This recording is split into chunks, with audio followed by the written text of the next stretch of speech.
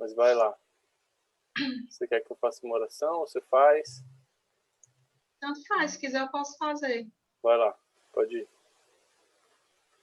Pai, em nome de Jesus, nós queremos te agradecer, Pai, por essa oportunidade que o Senhor nos concede de aprender mais do Senhor, de receber, Pai, dessa imensidão, Pai, de conhecimento que está depositado no Senhor. A tua palavra, Pai, ela nos diz que é aquele que busca conhecimento, que busque do Senhor.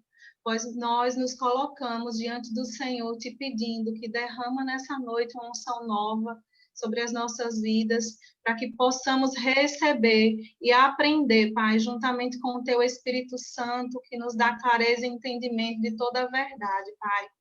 Eu coloco diante do Senhor a minha vida, a vida de cada aluno, a vida do Gustavo, a vida dos alunos que ainda nem sequer entraram, Senhor, mas eu creio neles recebendo também a sua porção, Pai, quando estiver assistindo essa aula. Em nome de Jesus, amém. Vamos lá?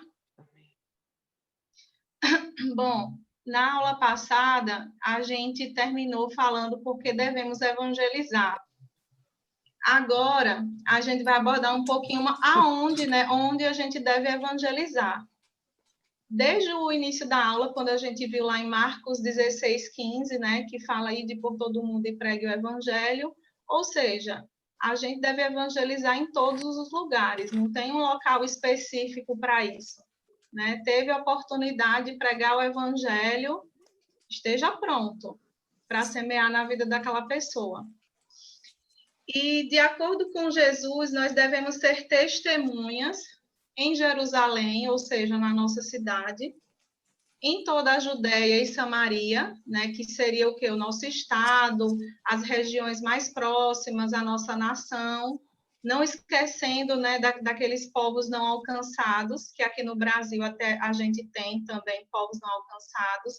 Temos o exemplo dos ribeirinhos, temos o exemplo dos sertanejos, do povo no sertão, tem muito lugar ainda que pessoas não ouviram falar de Jesus, os índios, né?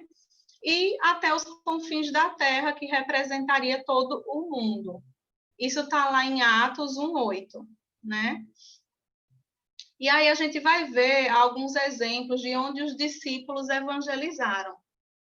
Aonde houver pessoas, a gente deve estar evangelizando, né? Lá em Marcos 2:13 fala o seguinte: de novo saiu Jesus para junto do mar, e toda a multidão vinha ao seu encontro, e ele os ensinava. A gente também vê os discípulos evangelizando nas praças. Lá em Atos 17:17 diz o seguinte: por isso, dissertava na sinagoga entre os judeus e os gentios piedosos, também na praça, todos os dias, entre os que se encontravam ali. Nos hospitais, né, a gente vê lá aquele texto que eu não vou ler ele porque ele é muito longo, mas vocês podem anotar aí. Está lá em João 5, do 1 ao 15, que fala sobre aquela experiência no tanque de Betesda, que representa um hospital, né? As pessoas se reuniam ali no tanque para receber cura. Nas prisões, né? É outro texto também grande, que está lá em Atos, do capítulo 16, versículo 25 ao 32, né, que fala que Paulo e Silas, eles oravam e cantavam louvores a Deus lá na prisão, e nisso ele alcançou muitas vidas. Nas escolas, lá em Atos 19:9, que cita que a escola de Tirano, né, que eles passaram a pregar lá na escola de Tirano, e no caminho por onde eles passassem. Tem um exemplo em Atos 8, do 26 ao 37, nas igrejas e nas casas, que aí tem também esse exemplo lá em 8, ou em Atos 5, 42, e Atos 20, 20. Deixa eu ler que é curtinho. E todos os dias no templo e de casa em casa não cessavam de ensinar e de pregar Jesus, o Cristo. Atos 20, 20 diz: jamais deixando de anunciar coisa alguma proveitosa e de vô-la ensinar publicamente e também de casa em casa. E fala também em outros lugares, que está lá em Atos 17, 30. Ora, não levou Deus em conta os tempos da ignorância, agora, porém, notifica aos homens que todos, em toda a parte, se arrependam. Né? Então, a igreja, ela não seria o melhor lugar para ganhar almas. Você há de convir que é muito difícil uma pessoa realmente que não conhece a Jesus ou que não está nem aí para as coisas espirituais entrar numa igreja de propósito. A gente escuta muitos testemunhos, escuta, né? Mas principalmente pessoas que estavam afastadas, ou algum testemunho ou outro, mas 90% dos pecadores, eles nunca irão a uma igreja. A gente aqui precisa ir ao encontro deles, né? E eu anotei até aqui um livro que é muito bom, né? Que foi um livro indicado para a gente em uma das escolas, que foi a Escola de Ministros, que é aquele livro Conquistando Almas, lá fora, onde os pecadores estão, que é de T.L. Osborne. Esse livro, muita gente testemunha, né, de que quando lê esse livro, meio que sai com o coração incendiado para evangelizar, porque a gente entende que realmente é do lado de fora, né, que a gente precisa ir ao encontro dos pecadores. Quando é que devemos evangelizar? Qual é o momento certo de evangelizar? Né? O tempo de evangelizar é hoje, é agora. Né? Lá em 2 Coríntios 6:2, fala o seguinte: porque ele diz: eu te ouvi no tempo da oportunidade e te socorri no dia da salvação. Eis que agora o tempo sobremodo oportuno, eis que agora o dia da salvação. Né? Algumas pessoas, elas vivem tristes e arrependidas pelas almas que elas não ganharam ontem. Outros, né, eles vivem procrastinando para fazer para amanhã o que poderia ser feito hoje. Mas a Bíblia, ela considera o hoje o dia da salvação. Portanto, hoje é o dia de evangelizar. Eu me lembro agora de um testemunho, eu dando um dos treinamentos, e essa moça veio bem agoniada, né? Porque nos treinamentos a gente também procura, né, incentivar as pessoas a evangelizar. E ela disse que no início da conversão dela, ela encontrou um rapaz no lanche em frente à universidade dela. E aquele rapaz chamou a atenção dela, era um rapaz assim de rua, que ficava por ali sempre. E aí ela foi, comprou um lanche para ele, tentou uma aproximação, mas ela não teve coragem de falar de Jesus para ele. Ela sentiu a direção, ela até deu um alimento, né, físico para ele, mas ela ficou intimidada de não pregar o evangelho para ele. E algumas semanas depois, ela descobriu que esse rapaz tinha sido assassinado. Então, assim, ela até se emocionou, né? Mas eu falei para ela, você não sabe se dessa semana Deus levantou outra pessoa. O fato é que Deus não desiste de ninguém, né? Mas a gente, por causa disso, a gente também não pode ser omisso, achando, não vou não, porque Deus vai levantar outra pessoa. Que seja você a resposta que Deus está precisando, né? Naquele momento para aquela pessoa. Tem outro testemunho, posso? Pode. Do Douglas Gonçalves, ele contou que uma vez ele estava no supermercado e aí ele escutou assim, mano, fala de Jesus para o cara ali na fila. Daí ele falou, aqui na fila, imagina, né? No supermercado, falar de Jesus. Agora aqui no supermercado não vou falar nada. Aí ele falou que ele ficou lá na fila, fez de conta que não era com ele, passou 3 minutos, veio uma pessoa e começou a falar de Jesus pro cara. Daí ele falou, Jesus já levantou imediatamente outro, mas era para ser meu privilégio, meu prazer poder falar, e outra pessoa que falou. Você vê, né, que tinha urgência mesmo, né? Eu até aproveito para falar isso, que, assim, é comum a gente estar numa fila e, às vezes, uma direção dessa, até a própria pessoa, como já aconteceu, principalmente no caixa do supermercado, é como se a pessoa quisesse puxar de você algo e você olha para a fila e se sente intimidado. Você fica querendo adiantar para não atrapalhar os outros, enfim. Eu digo pela fé que eu tinha muito isso. Mas, tipo assim, quando eu começo, eu esqueço quem está lá atrás, não vou mentir, não. Né? Mas eu também, algumas vezes, eu me sinto intimidada com essa questão de quando tem fila ou quando tem alguém esperando. O bom é a gente não ser inconveniente, né, também. Que aí a gente vai ver um pouquinho mais lá na frente sobre algumas instruções na hora do evangelismo. Então, falando em quando devemos pregar, deve ser hoje e todos os dias. Tipo assim, hoje, daqui uma semana. Não, todos os dias. Enquanto você tiver oportunidade de evangelizar, de pregar a palavra para alguém, mãos à obra. A gente tem que estar pronto mesmo o tempo todo.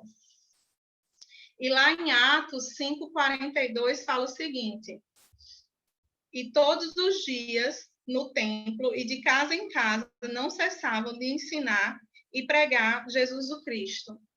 Esse versículo a gente leu há pouco, e eu sempre que eu leio ele, eu gosto demais, porque lá a igreja de Atos fala muito isso, né? Que o povo se reunia para orar, e fala também do repartir o pão, né? E a gente vê que o repartir o pão é só uma desculpa, porque o repartir o pão envolve muita coisa, envolve não só o alimento físico de um dividir com o outro, mas ali você está dividindo suas experiências, você está dividindo sua vida com o outro, um está ensinando ao outro. Então, é muito boa essa troca e a gente não perder as oportunidades mesmo que Deus nos dá para falar do amor dele para alguém. Né? E outro momento é enquanto a gente puder trabalhar, né? Tempo em que o mundo será... Vai chegar um tempo em que o mundo será julgado pela rejeição ao Cristo. E já chegou esse tempo, gente. Tem lugares que, por exemplo, teve lugares lá em Montevidéu, quando eu fui para aquela experiência no Uruguai, que as pessoas faziam assim, não, religião, não, religião.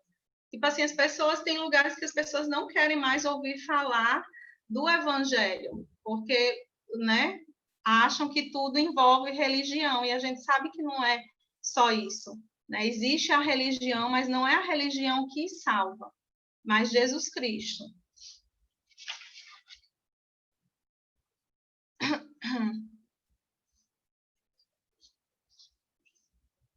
Dentro ainda de quando devemos evangelizar, nós não devemos evangelizar somente quando a gente está preparado, né? A gente vê lá em Timóteo 4:2. Deixa eu pegar aqui.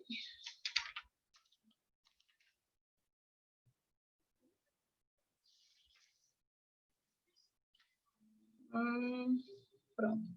2 Timóteo 4:2. Pregue a palavra, esteja preparado, tempo e afora de tempo. Repreenda, corrija, exorte com toda paciência e doutrina.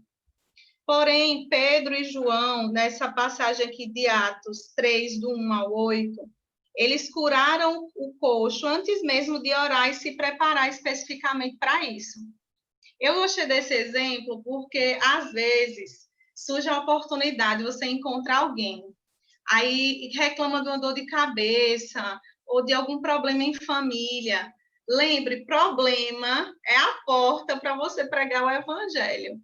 E aí você diz, rapaz, eu me levantei tão nas carreiras hoje, nem orei ainda, nem falei com Deus ainda. Aí começa, não fiz isso, não fiz aquilo, e deixa de ser um instrumento de Deus na vida daquela pessoa. Por quê? O fato de a gente ter deixado de orar ou lido a palavra hoje não vai impedir que o Espírito Santo opere. Por quê? O Espírito Santo, uma vez que você entrega a sua vida para Jesus, você é a habitação dele, ele já habita em você, ele não entra e sai, entra e sai. O poder já está em você, já está sobre você. Jesus, ele não é que ele vai dizer, ai, se Deus quiser, aquela pessoa vai ser curada. Não, Deus quer. Ele quer tanto que ele já enviou Jesus, tudo que Jesus fez na cruz, levando enfermidade, doença, pobreza, pecado, já está feito, já está consumado, né? Eu me lembrei de uma aula que eu tive sobre o ofício do evangelista, e sempre surge essa pergunta, né? Por que Jesus cura uns e outros não? Às vezes a gente fica intimidado de orar por alguém e não vê a cura se manifestar ali naquela hora. Mas quem é você para se privar de orar por alguém porque você não viu o resultado com seus próprios olhos, né? Então, isso não é desculpa para você deixar de orar. Existem curas instantâneas, existem curas que elas vão acontecendo aos poucos, e existem ainda aquelas que, por a gente não conhecer o todo, a gente não sabe por que a cura não se manifestou. Eu me lembro também agora, né, eu estava numa reunião pequena com um pastor que ele tem uma unção muito forte de evangelismo, então ele é muito conhecido por curas e milagres. E essa mulher, ela estava com a dor na coluna, se eu não me engano, e ela estava lá na fila, e ela, sabe aquela pessoa que insistia, e aí ele mandava ela procurar a dor. Nisso já tinha ido todo mundo já tinha sido curado, gente que não se mexia direito já estava se mexendo normalmente. E aí ele orava e a mulher, nada. Olha aí, nada da dor ir embora. Aí eu mesmo assim, conversando com o Senhor, aí na hora veio aquela nota, falta de perdão. Aí eu fiquei assim, né? Mas era eu e Deus ali, os meus pensamentos.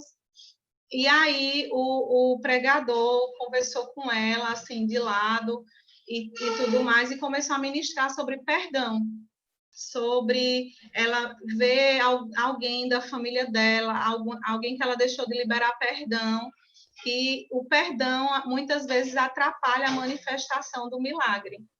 Então, assim, eu estou dando esses exemplos, né, para que vocês possam ver que muitas coisas podem acontecer. A gente não tem o controle de tudo, mas a gente não pode segurar aquilo que já nos foi dado gratuitamente, né? Que é a palavra de Deus, que é a salvação, que é a cura. Lembre-se, um problema é essa porta que você precisava para pregar o evangelho para alguém. E não queira estar preparado. Olha, vai ter situações que vai ser naquele dia que você diz, rapaz, quem estava precisando de uma palavra era eu hoje. Rapaz, quem estava precisando de uma oração para que essa dor na coluna fosse embora era eu hoje. E aí, quando você se dispõe a ser esse canal de Deus, vai ter muitas vezes que você vai procurar o seu problema, você não vai achar mais. Ou então, aquele seu problema que era tão grande, se tornou tão pequeno diante daquela situação, né, que você se deparou e que você se deixou ser um canal de Deus para aquela pessoa, né? E dentro de quando devemos evangelizar, também está aquela consciência de que devemos ter sempre essa consciência de evangelismo. Lá em 1 Pedro 3,15, diz o seguinte: antes, santificai a Cristo como Senhor em vosso coração, estando sempre preparados para responder a todo aquele que vos pedir a razão da esperança que há em vós. Então, a gente tem que estar realmente sempre preparado e consciente, né, de quem é o motivo, de quem é a razão, né, do que a gente faz, do porquê a gente está aqui, né, ter sempre essa resposta.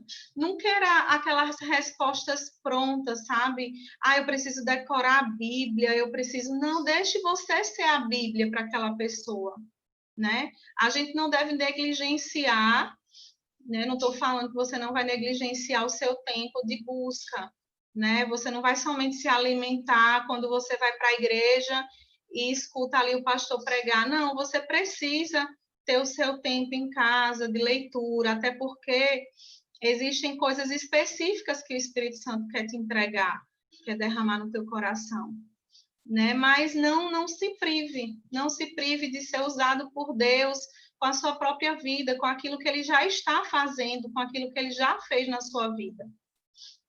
Então, nós devemos ganhar almas em cada oportunidade que tivermos. Qualquer oportunidade é um momento. Colossenses 4:5 diz o seguinte: portai-vos com sabedoria para os que são de fora, aproveitai as oportunidades, né? Então, às vezes a gente fala muito de oportunidade quando é para nós mesmos, quando é para um benefício direto próprio. Mas aproveite essas oportunidades que Deus está te dando, né? De ser resposta para alguém, né? De ser Jesus para alguém. Então, quando você tem uma consciência de evangelismo, você perceberá mais oportunidades que tem para evangelizar e você vai saber aproveitar melhor essas oportunidades, né? A gente está num tempo que a gente não pode, de forma nenhuma, andar distraído. Você está no lugar que você está não à toa, não é por acaso.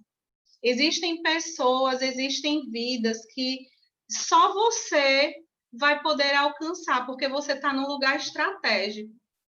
Deus te colocou no lugar estratégico. Não desperdice os lugares que você está, que você passa. Deus, ele é um Deus estratégico. Nada é por acaso. Às vezes você diz assim, rapaz, que coincidência encontrar fulano aqui hoje, olha. Mas não é coincidência. Então, por isso que a gente precisa estar atento para aproveitar essas oportunidades. Dentro do que eu falei até agora, tem alguma dúvida ou alguma colocação, alguma coisa que vocês queiram falar?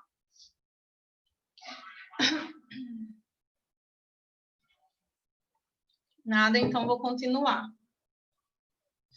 Vamos lá. Agora, a gente vai ver algumas ferramentas de quem evangeliza. E, lógico, a primeira delas é o quê? A palavra de Deus. Né? A palavra de Deus, ela é a semente. Lá em Lucas, eita que eu estou molhando tudo aqui. Lá em Lucas 8:11, fala isso, que a semente é a palavra de Deus, né? Ou seja, a palavra também, ela prospera no seu propósito.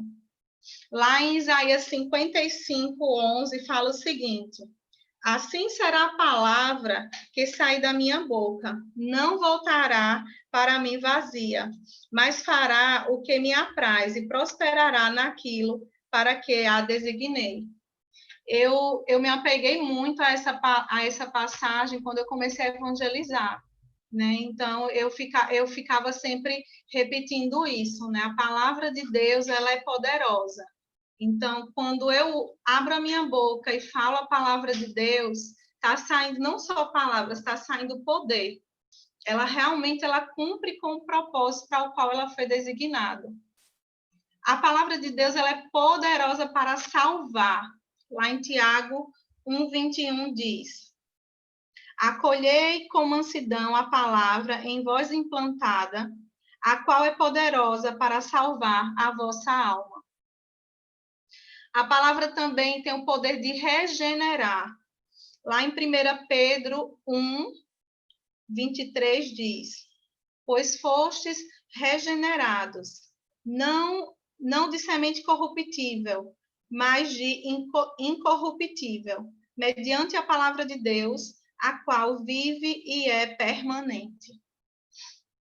A palavra de Deus, ela também produz fé. Né? Esse versículo eu também usava muito, ainda uso nos evangelismos. E assim, a fé vem pela pregação, e a pregação pela palavra de Cristo. Né? Como eu não sou muito de decorar versículo, eu falava, irmão, a palavra de Deus fala que é pelo ouvir a palavra de Deus que fé nasce no seu coração, que você consegue alimentar a sua fé. Então, não deixe de ouvir a palavra de Deus. Aí eu começava, né? Procure uma igreja, procure se alimentar da palavra, e por aí vai.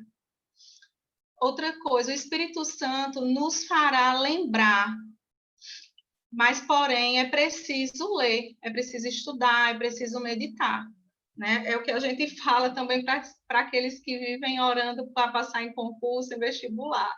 Irmão, estude, o Espírito Santo ele vai lembrar do que você já estudou, né? Ele não vai te lembrar de uma coisa que você não estudou. Lá em João 14, 26, diz o seguinte: mas o Consolador, o Espírito Santo, esse vos ensinará todas as coisas e vos fará lembrar de tudo o que vos tenho dito. A palavra de Deus também ela é a espada do Espírito, como diz lá em Efésios 6, 17. Tomai também o capacete da salvação e a espada do Espírito, que é a palavra de Deus. Eu também lembrei daquela passagem, só que eu não lembro agora o endereço, né, que ela divide alma e espírito. É como a gente já ouviu nas outras aulas, né? A palavra de Deus ela tem esse poder de lavar, de colocar as coisas no devido lugar, de trazer clareza, de trazer luz para a vida de quem está ouvindo, né? Então, às vezes, a vida da pessoa está toda bagunçada, ela foi criada em um contexto completamente equivocado ao da palavra de Deus, e chega a palavra e confronta. É como se fosse luz mesmo, ela consegue enxergar coisas que antes para ela não fazia sentido nenhum, né? E nós devemos conhecer a palavra de Deus.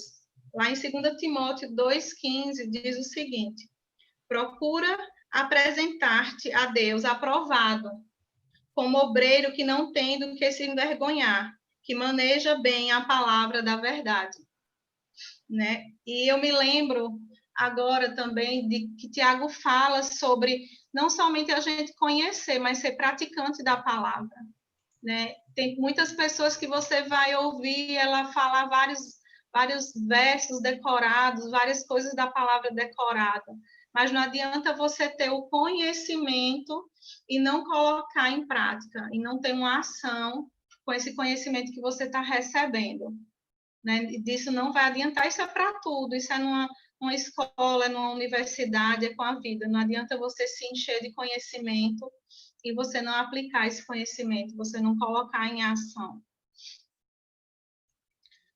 Outra ferramenta para quem vai evangelizar é a compaixão e o amor pelas vidas. Isso é o que te move a andar mais uma milha, a passar por cima de vergonha, às vezes, né, dessas situações de que, será que eu estou atrapalhando? Será que eu estou incomodando? Né? E a compaixão é você estar cheio de sincero amor.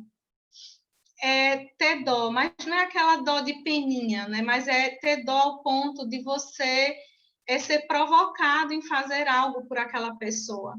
É amar eternamente, é demonstrar misericórdia, é ter o desejo mesmo de aliviar e minimizar o sofrimento do outro. Né? É uma forma especial de demonstrar gentileza para com aqueles que sofrem.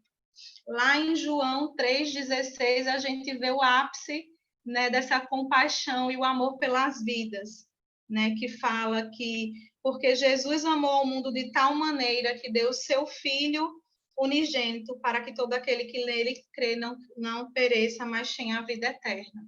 Então, esse foi o ápice dessa compaixão e desse amor pelas vidas, né? E a palavra também fala que Deus ele é amor. Em 1 João 4:8 diz: aquele que não ama não conhece a Deus, pois Deus ele é amor. E 1 João 4:16 diz: e nós conhecemos e cremos no amor que Deus tem por nós. Deus é amor, e aquele que permanece no amor, permanece em Deus, e Deus nele. Deus também, ele é misericordioso, né? Lá em Salmos 145, do 8 ao 9, diz o seguinte: benigno e misericordioso é o Senhor, tardio em irar-se e de grande clemência. O Senhor é bom para todos, e as suas ternas misericórdias permeiam todas as suas obras. E Jesus, ele foi movido por compaixão. Ele imitava o que o Pai fazia, e nós devemos ser imitadores dele também. Lá em Marcos 1:41. Cadê, Fernanda? Jesus, profundamente compadecido, estendeu-se a mão, tocou e disse: quero que fique limpo. A gente vê em várias passagens, né, Jesus ele se compadecendo pela situação do outro, pelo que o outro estava passando, vivendo. A gente vê situações em que os discípulos até querem apressar o mestre, mas o mestre foi atraído por compaixão por alguém na beira do caminho, né? Então, que a gente possa ter essa percepção, né? A gente vive num mundo onde a gente faz as coisas muito no automático e às vezes a gente passa, né, por alguém porque a gente vê que a necessidade tem o tempo todo, mas vão existir situações específicas que parecem um imã te puxando. Então, não ignore isso. Deus ele quer te usar nas mínimas coisas. Às vezes vai ser uma bolacha que você tem na bolsa e você vai ser resposta para alguém ali alimentando ela, e daquele alimento você já começa a falar de um alimento que ela nunca mais vai ter fome nem sede. E por aí vai. Jesus ele imitava o Pai. Lá em João 5,19 diz: então lhes falou Jesus: em verdade vos digo que o filho nada pode fazer de si mesmo, senão somente aquilo que vir o Pai fazer. Porque todo o que este fizer, o filho também semelhante o faz. E nós devemos ser imitadores, como eu falei, lá em Efésios 5:1 diz: sede, pois, imitadores de Deus como filhos amados. Outra ferramenta de quem evangeliza é a oração.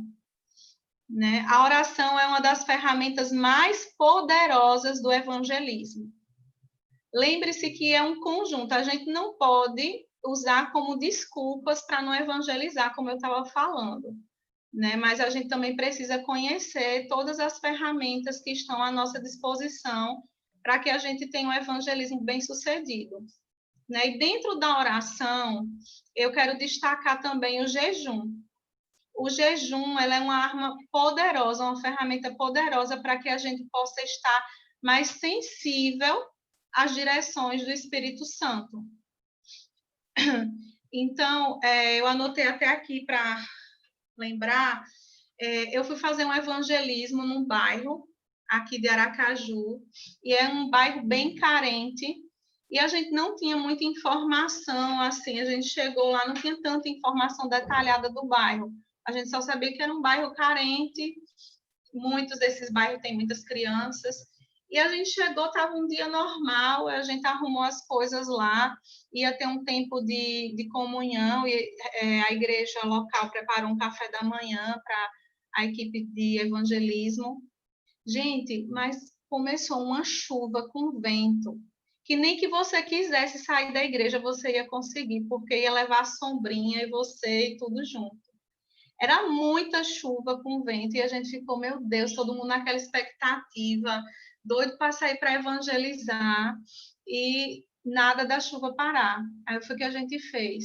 A gente percebeu que a gente precisava tirar um tempo de oração, além das orações que todo mundo já tinha feito.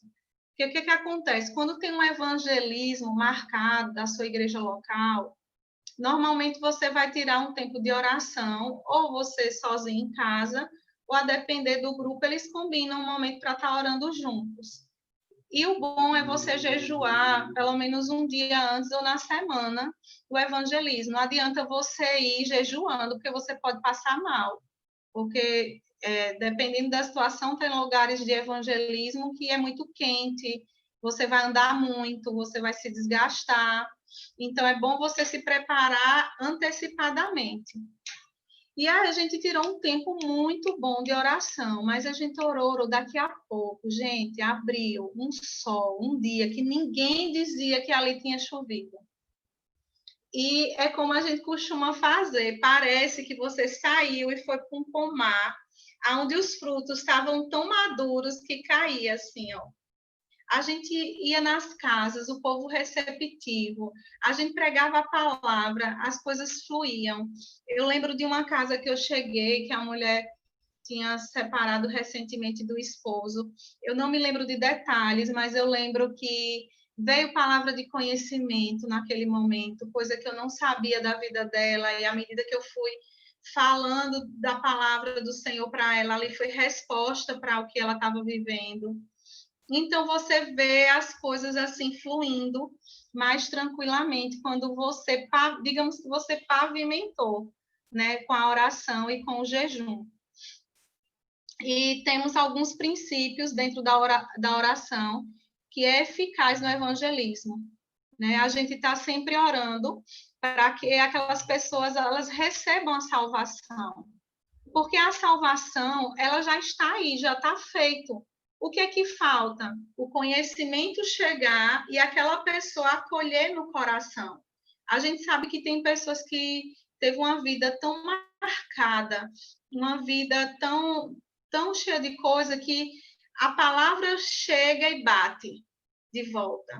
Você fala aquele exemplo que eu dei daquele senhor, mas a oração, você orar mesmo para que pessoas conheçam a salvação, elas acolham a salvação, vai te ajudar no momento do evangelismo.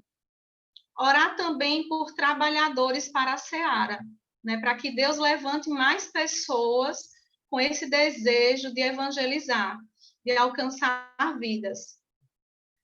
Você pode anotar e ler depois Mateus 9:38, né, que fala sobre a gente orar por mais trabalhadores. Mateus 9:38. Orar também por intrepidez e a manifestação dos dons, ou seja, sinais e milagres. Lá em 2 Coríntios 4:4, diz o seguinte, nos quais, deixa eu ver se é esse mesmo, viu? Não, vai ser Atos 4, do 29 ao 30. Esse é depois.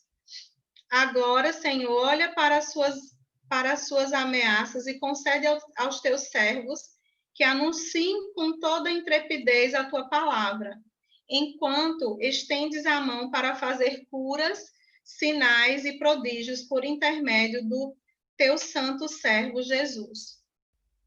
Esse está em Atos 4, 29 ao 30. E também orar para que os olhos do entendimento, né, dos pecadores, eles se abram.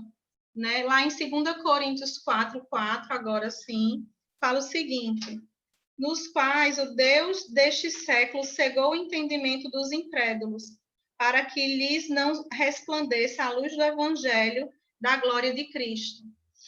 Então, é aquilo que eu estava falando, tem pessoas que estão cegas mesmo pelo Deus desse mundo, pelo dinheiro, pela carência, por tanta coisa que acaba impedindo de enxergar, de receber, de acolher o evangelho e acolher a salvação. Então, a gente tendo essas orações, né, específicas, isso vai pavimentar o caminho. E orar também para que o Espírito Santo convença os pecadores. Né? Lá em João 16, capítulo 8, João 16, versículo 8, quando ele vir, convencerá o mundo do pecado, da justiça e do juízo. É outra coisa que eu também quero reforçar para vocês. Lembre-se que você é responsável por pregar a palavra, mas quem convence é o Espírito Santo. Então, é aquilo que acho que até Gustavo perguntou, né? Falou de pessoas que acabam não querendo. Alguém que falou se tem muita gente que recusa. Isso não é problema teu, mas você pregou o evangelho. Você entregou a palavra. Se a pessoa acolheu ou não tem nada a ver com você. Mas se lembre que o Espírito Santo, ele fala com todos. A questão é que uns estão atentos e outros não. E vai chegar o dia que aquela pessoa ela vai ouvir, sim. Ela vai compreender. né? E a oração, ela vai ajudar muito nisso. Outra ferramenta, né? A última delas é o testemunho, né? Nós fomos chamados para ser testemunhas de Cristo e recebemos poder para isso, né? Jesus, ele mandou, né, um novo convertido dar seu testemunho, lá em Marcos 5, 18, 19. Ao entrar Jesus no barco, suplicava o que for endemoniado que o deixasse estar com ele. Jesus, porém, não lhe permitiu, mas ordenou: vá para a tua casa, para os teus.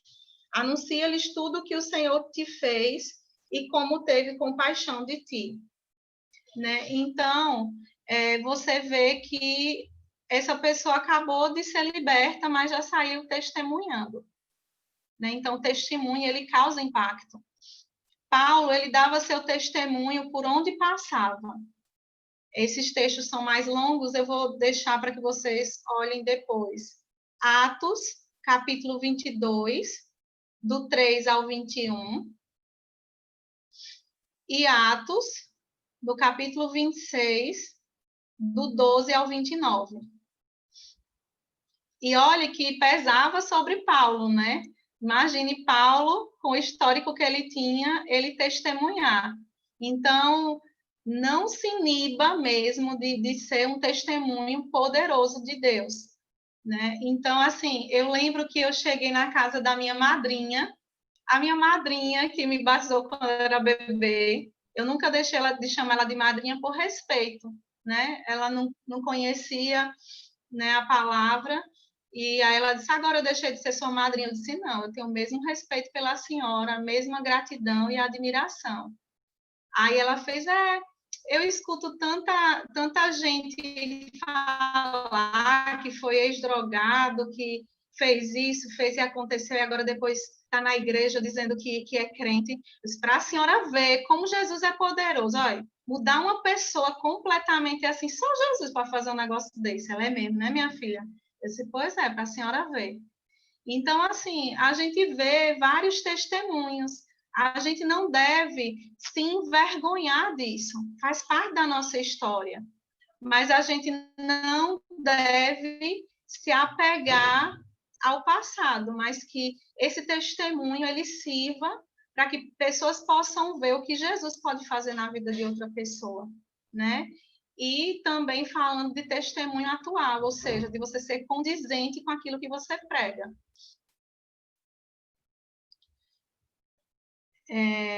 A samaritana, outro exemplo também de ser testemunha, a samaritana, né, que levou muitos a Cristo através do seu testemunho. Lá em João 4:39. Tem o testemunho daquela samaritana, né? Eu creio que é aquela do poço, que aí ela voltou e testemunhou, e eu tentei pesquisar, mas ela, pelo que eu entendi, ela ganhou praticamente a cidade, né? De tanto que ela testemunhou. Lembre-se que nós somos sal da terra. A nossa vida, ela carrega uma mensagem. E você deve ganhar vidas com a sua conduta. Você é uma carta viva do Senhor Jesus. Lá em Mateus 5:13, fala o seguinte: vós sois o sal da terra. Ora, se o sal vier a ser insípido, como lhe restaurar o sabor? Para nada mais presta senão lançado fora, ser pisado pelos homens. Lá em primeira... Peraí, viu? 2 Coríntios 3, 2 ao 3, fala o seguinte: vós sois a nossa carta, escrita em nosso coração, conhecida e lida por todos os homens, estando já manifestos como carta de Cristo, produzida pelo nosso ministério, escrita não com tinta, mas pelo Espírito do Deus vivente, não em tábuas de pedra, mas em tábuas de carne, isto é, nos corações. Eu acho que eu já falei aqui nas primeiras aulas, né? Eu sempre gosto de declarar isso na minha vida. Senhor, eu sou uma carta viva do Senhor Jesus. E por onde eu passar, eu creio que essa carta ela é lida, independente de língua, independente de nação, de cultura, seja lá o que for. Essa carta ela precisa ser lida. A gente precisa olhar para a nossa vida com um grau maior de importância, né? Se a gente está aqui ainda, é porque a gente tem pessoas que precisam do que a gente carrega. Tem pessoas que precisam olhar para a gente e ler Jesus através de cada um de vocês. Aonde vocês estão? Lembrem-se que vocês não estão onde vocês estão por acaso. É a segunda vez que o Senhor traz isso essa noite, né? Eu não sei se tem alguém aqui que às vezes fica, ai, eu não aguento mais esse lugar, eu não aguento mais esse trabalho, eu não aguento mais a vida que eu estou levando, né? Mas existem pessoas nesse lugar onde você está que precisam daquilo que você carrega. Fala, Eu Deus. lhe, eu lhe digo por experiência própria, né? Quando eu soube do chamado missionário, eu queria largar meu emprego na prefeitura, né? Eu queria ir o quanto antes. E hoje eu carrego muitas histórias, né? Até hoje eu tenho amigos lá que eu nem fazia ideia e eles me deram feedback justamente no período que eu mais precisei da escola de missões. Ó, estou acompanhando o que Deus está fazendo na sua vida. Você já testemunhava para a gente lá e eu vejo a continuidade daquilo que Deus tem para a sua vida. Então, eu não imaginava que ali no meu dia a dia, no meio dos papéis, no meio, às vezes, de tanta confusão que tem no serviço público, que eu podia estar alcançando dessa forma. Foram muitos testemunhos, pessoas que eu nunca vi na minha vida, que eu cruzei naquele corredor e entregaram suas vidas para Jesus, né? Eu agora lembrei de uma colega aqui do condomínio, ela nem morava aqui no condomínio ainda. Eu dei carona para ela no trabalho e no caminho, a gente conversando, ela resolveu entregar a vida para Jesus, né? Eu parei o carro, a gente orou juntas, depois ela começou a congregar junto comigo e está aí até hoje, né? Se fortalecendo, crescendo no Senhor. Então, você não está aí por acaso. Quando chegar o tempo de vocês, você vai ver que é tão leve, Deus vai abrir uma porta e simplesmente essa porta que está atrás de você vai se fechar e você vai entrar na outra. Porque já terminou essa estação e você vai entrar numa estação nova, onde mais pessoas precisam daquilo que você carrega, né? Então, é isso. Vamos voltar. Pronto, essa parte do testemunho já foi. Essa parte das ferramentas de quem evangeliza, ficou alguma dúvida? Que primeiro foi a palavra de Deus, a compaixão e o amor pelas vidas, a oração e o testemunho. Agora eu vou tentar, deixa eu ver se vai dar tempo. Acho que a Gislene quer falar. Ah, pronto, pode falar. Abre aí o microfone. Abre aí, Gustavo. Pronto, já estou lhe ouvindo. Gustavo, fecha meu microfone. Ó, fiquei com uma dúvida, vou perguntar agora que já está no final. Pode perguntar. Essa semana que passou, a gente perdeu uma amiga da igreja, certo? Sim. Ela é da igreja, ela é batizada, ela conhecia muito a palavra. E daí você falou assim que se a pessoa tiver alguma coisa que ela não liberou perdão para alguém, alguma coisa assim, ela não recebe essa cura, né? E daí eu queria saber, pode falar. essa pessoa, ela estava com um tumor, né? Era uma pessoa da igreja, uma pessoa que conhecia Deus, ela era temente a Deus, e nós orávamos para ela todos os dias, a gente orava para ela, né? E assim, a morte dela me deixou muito impressionada. Eu fiquei 3 dias muito mal, não conseguia comer. E eu fiz essa pergunta que você falou. Por quê? Sabe? O porquê ela, sabe? Porque ela foi assim, sabe? Será que ela tinha alguma coisa assim, então? no coração dela, que não deixou ela receber essa cura. Mas como? Se ela era evangélica, se ela conhecia, ela... É lógico, a gente tem que liberar o perdão, até porque para a gente estar em paz com Deus, estar em paz com Cristo, entendeu? Daí eu queria saber o porquê, então. Envolve muitas coisas. Primeiro, falando do perdão. O perdão, ele realmente atrapalha em várias áreas da nossa vida. Porque como é que eu recebi o perdão de Deus dos meus pecados em Cristo Jesus e eu me sinto no direito de não perdoar aquela pessoa? Eu retenho, né, aquilo.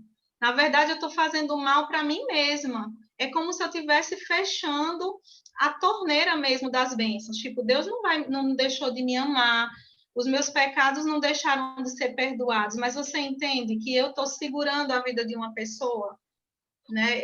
Na verdade, eu estou me privando disso. Eu não tenho o direito de não perdoar alguém se eu mesma fui perdoada. Agora, vamos para essa parte da morte. A gente não foi preparado para morrer. Pode ser a morte que for daquele idoso que já não tinha mais, o corpo físico dele já não suportava mais por causa dos anos e da idade. A gente quer estar perto, a gente quer aquela pessoa com a gente. Independente da situação que seja a morte, a gente nunca vai aceitar. Não vai ser confortável, porque nós não fomos criados para morrer. Nesse tempo, né, principalmente esse tempo de pandemia, muito embora a sua amiga tenha falecido de outra circunstância, a gente perdeu muitas pessoas, né, que a gente olhava assim e dizia, por quê? Que a gente via que tinha tanta coisa ainda para fazer, para realizar no Senhor. Mas não nos cabe entrar nesse campo de especulação, até porque é aquilo que eu falei, você não, nem eu nem você sabe de detalhes da vida de ninguém. Só Deus mesmo que sabe, né? Não cabe a gente ficar fazendo essa pergunta. O que a gente sabe é que Jesus ele levou todas as enfermidades, né? E a gente pode sim desfrutar disso. Ah, mas então ela estava em pecado, então ela não liberou perdão. Não, gente, não entra nisso. Lembre-se de uma coisa, para aqueles que estão em Cristo, a morte dói para a gente que fica aqui, mas essa pessoa foi promovida, ela está com o Senhor. A gente escuta testemunho de várias formas, tem testemunhos de pessoas que estavam, né, nessa situação de morte e que pessoas que voltaram, né, a gente vê esse testemunho assim, eu estava na UTI, mas eu tive um encontro com o Senhor, eu já estava lá com Ele, e o Senhor disse, você vai ter que voltar, porque fulano está orando por você, não está liberando sua vida. Eu já vi testemunho de pessoas que disse assim, olha, não ore pela minha cura, para mim já chegou o meu tempo, eu quero partir. Então, não cabe a gente ficar julgando, sabe o porquê? Lembre-se, vai doer. Por quê? Porque a gente não foi preparado para isso. Nós não fomos feitos para morrer. Então, não existe como a gente não sentir, né? Cada um vai sentir de um jeito, mas lembre-se que existe o Consolador. E aí, esse sim, esse conhece cada coração, conhece a dor de cada um, e ele derrama, sim, esse bálsamo de cura, né? A gente se coloca em oração, coloca a família em oração, cobre essa família em oração, para que chegue esse consolo. Mas é muito perigoso você entrar nesse campo de ficar se perguntando por quê. Porque aí você abre várias caixinhas para que o inimigo comece a atacar a sua mente e a minar a sua fé. Se alguém quiser acrescentar Fernando, algo, quiser falar mais. Fernando, Pode falar. Está me ouvindo? Estou sim. Então, ó, eu tenho uma pessoa aqui na cidade, que mora aqui, é muito difícil eu ver essa pessoa. Mas quando eu vejo ela, eu mato ela. Entendeu? Eu mato ela todas as vezes que eu vejo essa pessoa, eu mato ela. Porque diz que a morte não é você pegar uma faca e matar, é você desejar, você olhar com os olhos, né? Eu mato ela sempre que eu vejo ela, eu mato ela. Nessa eleição mesmo, ela estava trabalhando no mesmo lugar que eu. 3 vezes que eu a vi, eu matei ela, sabe? Então, assim, eu aceitei Jesus como meu Salvador.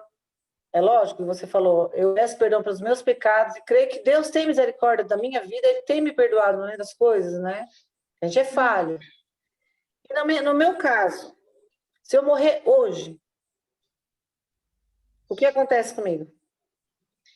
As pessoas, elas acham que a salvação perde assim, né? De uma hora para outra, mas não é isso.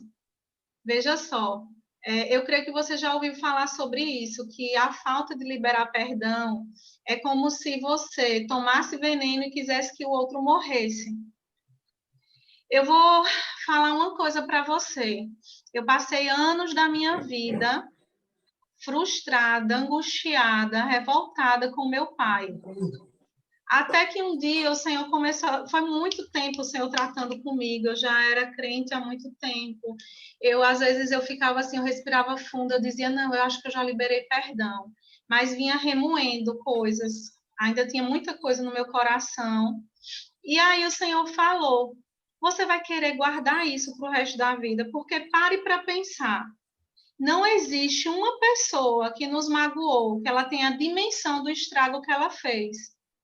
E a própria psicologia explica isso, que todas as vezes que você fica remoendo, é como se você estivesse sentindo a dor de novo daquilo que te causou essa raiva, essa angústia, seja lá o que for. Então, você está revivendo essa dor, esse ódio.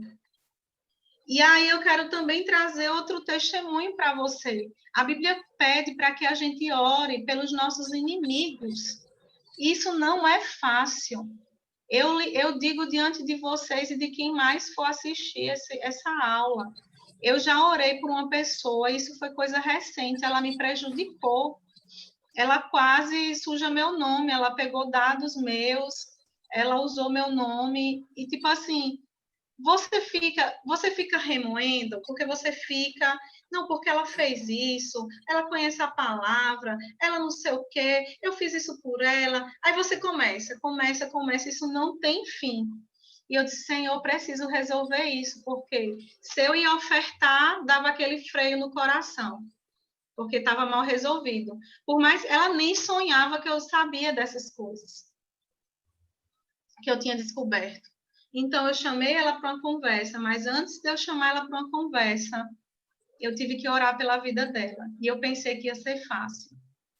Quando eu fui orar pela vida dessa pessoa, meus dentes travavam. Eu disse, eu não estou endemoniada porque eu estou consciente e o demônio não tem mais poder sobre a minha vida. Então, você está consciente, crente não é endemoniado, ele pode sofrer algum tipo de opressão se der brecha. Mas eu estou querendo dizer para vocês do quanto difícil foi. Eu não conseguia falar uma palavra. E aí veio aquele choro. Eu chorei. Quando eu terminei de chorar, eu continuei, Senhor, eu apresento a vida de fulana a Ti. E comecei a apresentar a vida dela, a declarar coisas sobre a vida dela. Gente, veio um amor que eu nunca imaginei sentir por alguém. Veio um amor, uma compaixão pela vida daquela moça. A gente não sabe as circunstâncias que ela estava, o que levou a fazer aquilo. Eu não sei o que foi que essa pessoa fez com você. Mas tenha certeza de uma coisa. Todo o sofrimento que você passou e tem passado, ela não faz ideia. Ela simplesmente cometeu um ato em relação à sua vida, não mediu as consequências e ela nunca vai saber o estrago que está fazendo na sua vida. E eu lhe digo, às vezes nem você está sabendo o estrago que está a sua vida por causa disso. Libera. Aqui nessa vida, você tem que lembrar que você está aqui como se você realmente fosse um alpinista. E a gente só pode levar na bagagem aquilo que é necessário para a nossa caminhada. O resto é peso, é excesso, vai causar dor na coluna, vai lhe paralisar, vai fazer você chegar atrasado, vai fazer, inclusive, você nem chegar onde você deveria chegar. Não queira que a pessoa entenda o mal que ela te causou para que você venha liberar perdão na vida dela. Porque esse dia nunca vai chegar. Nunca. E hoje eu vejo o quanto eu perdi de viver com meu pai por causa dessa birra. Ele continua sem fazer ideia das dores que me causou. E a nossa relação hoje é outra. É outra. Não vou conseguir mudar o que estava lá atrás, mas daqui para frente eu posso. E glória a Deus que eu estou tendo a oportunidade de ter o meu pai por perto, a minha família por perto. Se você tiver algo mais para falar, fique à vontade, viu, Gislene? Eu creio que esse tempo aqui também é para isso. Eu creio na unção que está, né, em cada sala de aula. O Espírito Santo, ele conhece cada um, né? E como já acabou também, já estava no finalzinho do tempo de aula. Gustavo, eu posso orar pela vida de Gislene? Gislene, eu posso orar por você? Lógico. Em relação a essa situação? Pode. Pai, em nome de Jesus, eu coloco diante do Senhor a tua filha, a Gislene, Pai. Ela é imagem e semelhança do Senhor. O Senhor é amor, por isso a Gislene também é amor. Ela é capaz de amar, porque o teu amor já foi derramado sobre a vida dela. Não tem para onde fugir, é igual alguém num oceano. Vai tentar se bater, mas não vai conseguir sair. Pai, em nome de Jesus, eu declaro esse amor inundando o coração dela. Eu declaro os olhos do entendimento dela se abrindo e ela recebendo, Senhor Deus, essa porção que ela precisa para liberar o perdão, Pai. Eu declaro em nome de Jesus. Não é na força dela, mas é na rendição dela ao Senhor. Em nome de Jesus, Pai, eu declaro, Senhor, de uma vez por todas, ela saindo dessa situação, Pai. O Senhor fazendo aquilo que nós não conseguimos fazer. Em nome de Jesus, amém.